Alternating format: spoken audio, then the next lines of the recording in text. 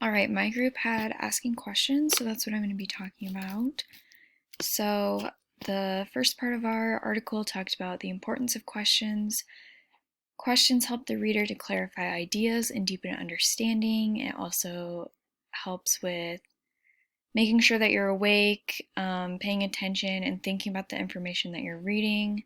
It helps the reader form emotional attachment for characters, and it forms a clearer picture inside the reader's head. So those are all really great benefits. It makes sure that the students are paying attention and that they're actively engaged in learning and like actually processing the information. They're not just reading it, like they're actually reading it and trying to understand and relate it to their lives on what is going on. Quality questions. Children are full of questions, especially at a young age, which shows their intelligence and eagerness to learn. Parents and teachers should encourage children to ask real and valuable questions that really make them think. So the article kind of talked about challenging students to make sure that they're focusing on questions that really intrigue them, not just asking like a million random questions, which can be hard, but to really you want to encourage them to ask questions, but to make sure that they are asking questions that really are intriguing to them. So, how can parents encourage questioning? They can ask questions before you read. So, like, ask about the title, the front cover, ignite curiosity about the book. Like, what do you think this book is going to be about? Stuff like that. While reading, ask questions about the pictures. Why did they think a character did or does a certain thing? So, these questions really make the student think about what's going on and what they're reading. Use questioning language such as I wonder, why, what does this mean, how come. So this kind of makes me think about Bloom's, like those questions. Like it's not just asking a yes or no question. These questions are really going to make them actually think about what they're reading. For emerging readers, risk-free environment and identifying and asking about an unknown word. So you want to have them use context clues to figure it out and to share the meaning. So while children are learning to read, you want to provide like a risk-free environment for them to ask questions.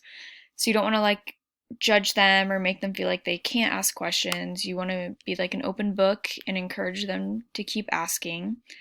If they're not familiar with a word or its meaning, you want to help them to figure out what the meaning could be by using context clues.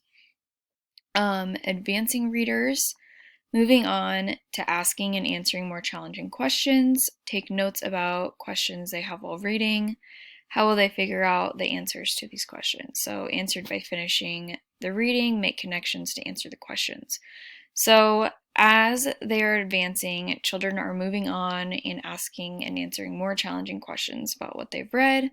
So, teaching to jot down notes about questions they have while reading is important during this stage, and it will help them. It just kind of helps add on to help them process their thinking.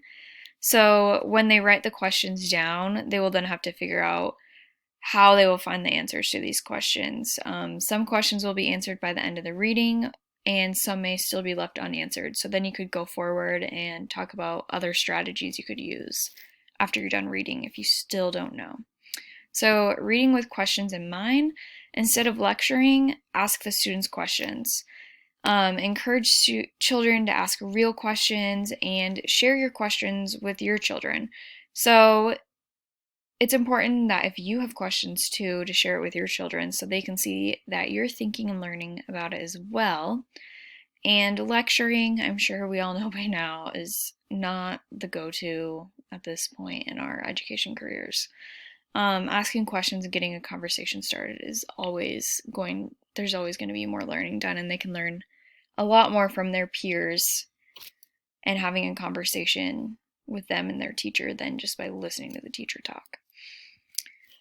Techniques to help children ask more questions. So start dialogue with the author. Why, what, where, who, and how questions. Play the I wonder game, and children may miss key concepts without asking questions. So when reading a book, ask if you, the reader, are talking to the author, or act as if you are.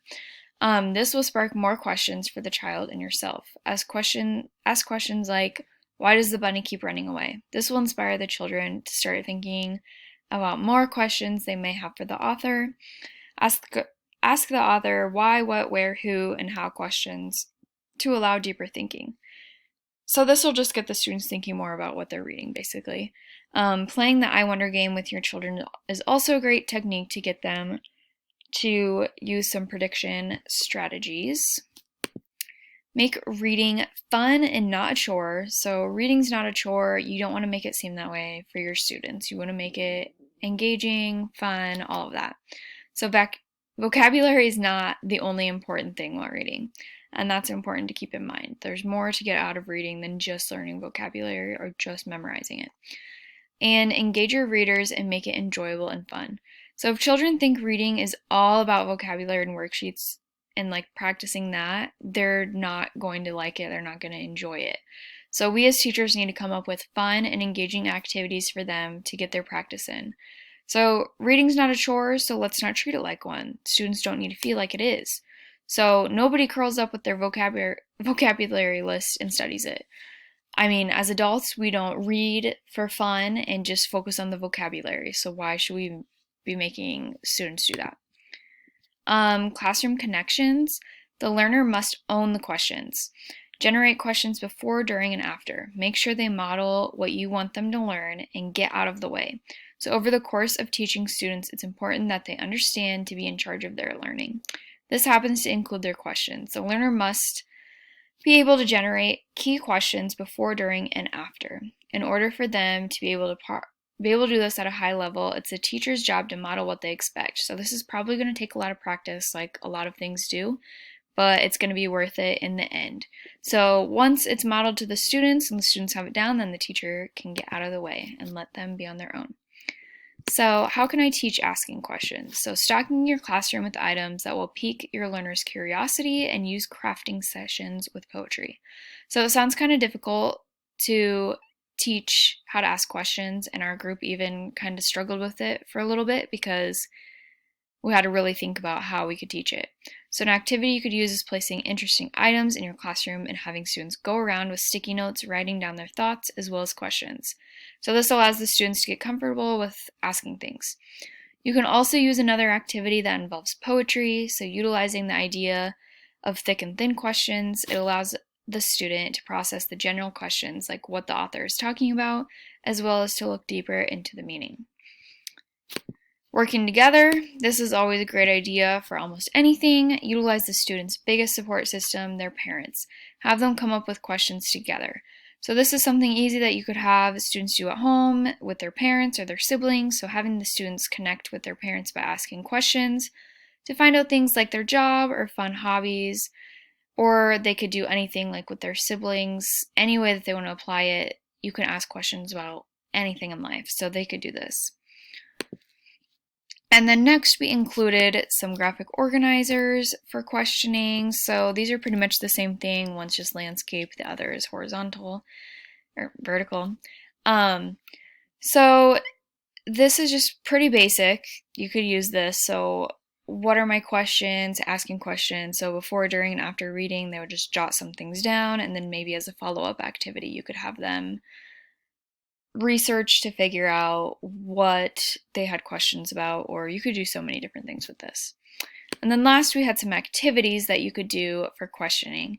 So this, you would just have before, during, and after reading. Maybe you're reading something together as a class, or they are reading their own book and you have them post these sticky notes during the reading at the appropriate time, or maybe you have them write them down at their sticky notes and then come hang them up when it's all done. And then another activity we have is this worksheet. So you would have your students be with another classmate and they would have an item. So they would look closely at the classmate's item and then they would draw a detailed picture of it and ask a question about it. Then they meet back up with the classmate and ask them the question, and then they write down their answer. And that is all that we have. So I hope that you guys learned something about asking questions, and happy teaching.